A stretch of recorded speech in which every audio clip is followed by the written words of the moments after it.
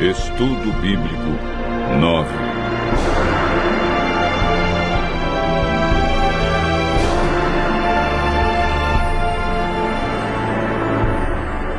A verdade sobre a morte.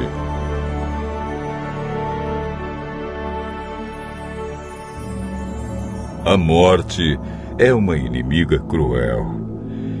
E a maioria das pessoas já sentiu a dor e a tristeza que ela traz.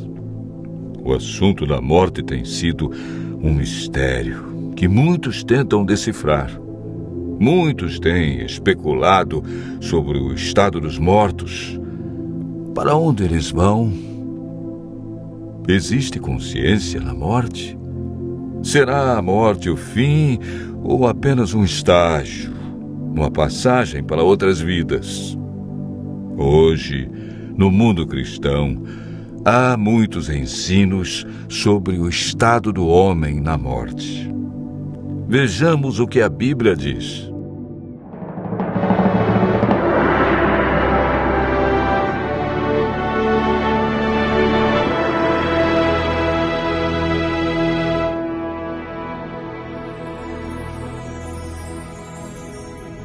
Antes de compreendermos o estado do homem na morte, precisamos entender a origem da vida. O homem é formado por dois ingredientes: pó da terra e fôlego de vida. A união desses dois elementos resulta em vida. Gênesis, capítulo 2, verso 7, declara: Então formou o Senhor Deus ao homem do pó da terra e lhe soprou nas narinas o fôlego de vida, e o homem passou a ser alma vivente. É importante notar que o homem, ao ser criado, não recebeu uma alma, mas se tornou alma vivente. Isto significa que quando falta um desses dois elementos, pó ou fôlego, a alma morre. Ezequiel afirma claramente em seu livro no capítulo 18, verso 4. A alma que pecar, essa morrerá. O ensino da imortalidade da alma não tem fundamento bíblico. Paulo afirma em 1 Timóteo, capítulo 6, versos 15 e 16, que a imortalidade é um atributo exclusivo de Deus. A Bíblia é clara em afirmar em Gênesis capítulo 3, verso 4, que a teoria de vida após a morte é um dos enganos do inimigo de Deus. Essa ideia foi propagada ao longo dos séculos através de influências pagãs e introduzida no cristianismo durante a Idade Média. A Igreja absorveu o conceito grego de corpo e espírito como entidades separadas, contradizendo assim o que Deus disse: certamente morrerás. Gênesis capítulo 2, verso 17.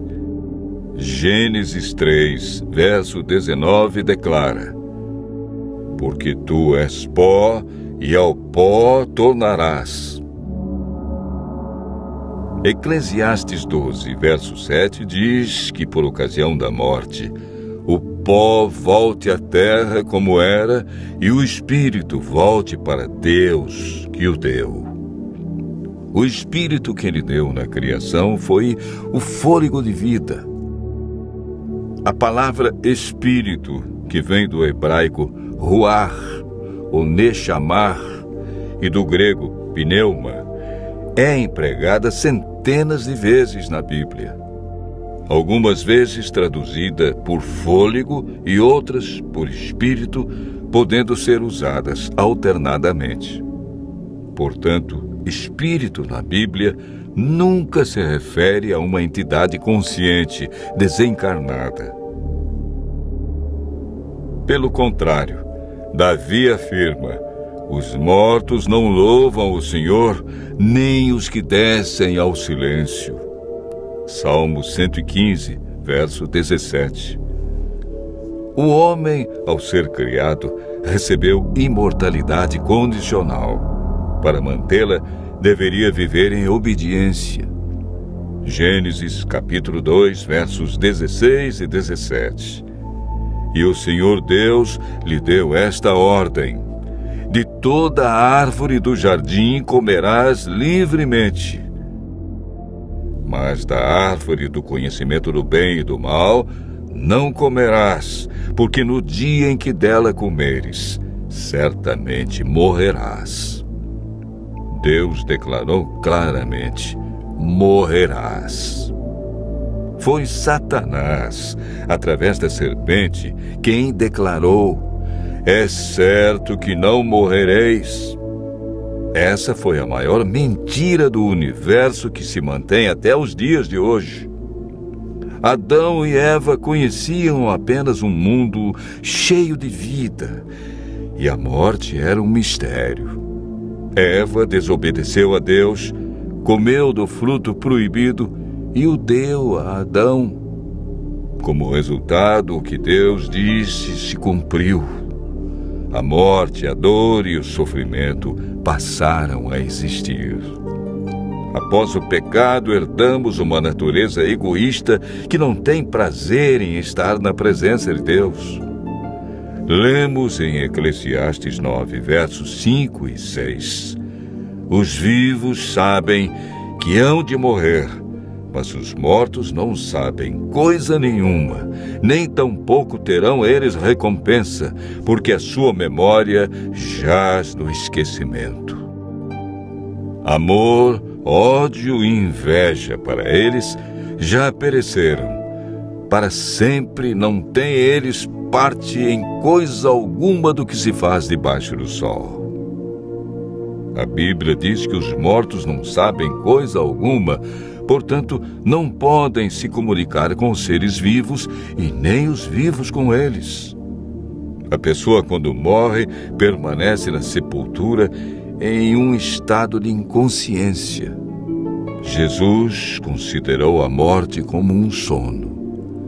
Antes de ressuscitar a Lázaro, afirmou: nosso amigo Lázaro adormeceu, mas vou despertá-lo. Jesus apresenta a solução para a morte em João, capítulo 5, versos 28 e 29.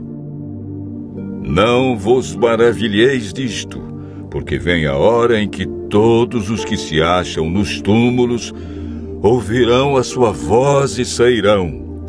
Os que tiverem feito o bem para a ressurreição da vida, e os que tiverem praticado o mal para a ressurreição do juízo, que ocorrerá após os 1000 anos.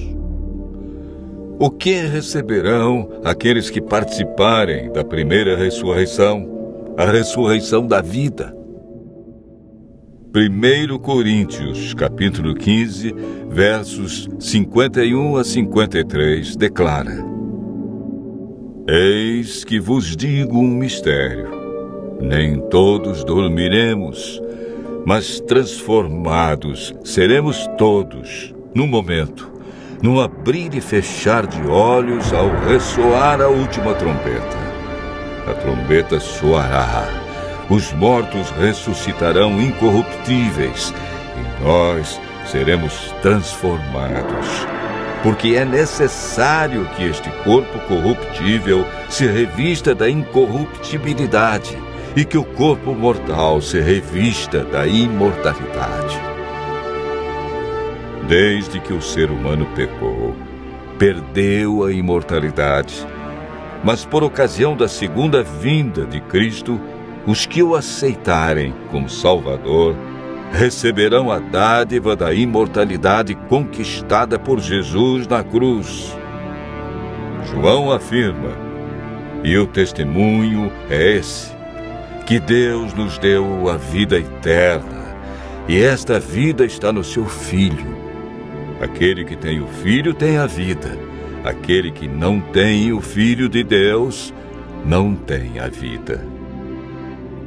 Cristo promete que o vencedor de nenhum modo sofrerá o dano da segunda morte. Aqueles que aceitam a Cristo e a salvação que Ele traz experimentarão a alegria indescritível por ocasião de sua vinda. Desfrutando felicidade plena, passarão toda a eternidade em companheirismo com seu Senhor e Salvador. Continue ouvindo a voz de Deus e seguindo a sua palavra, e desfrute pela fé a esperança da imortalidade.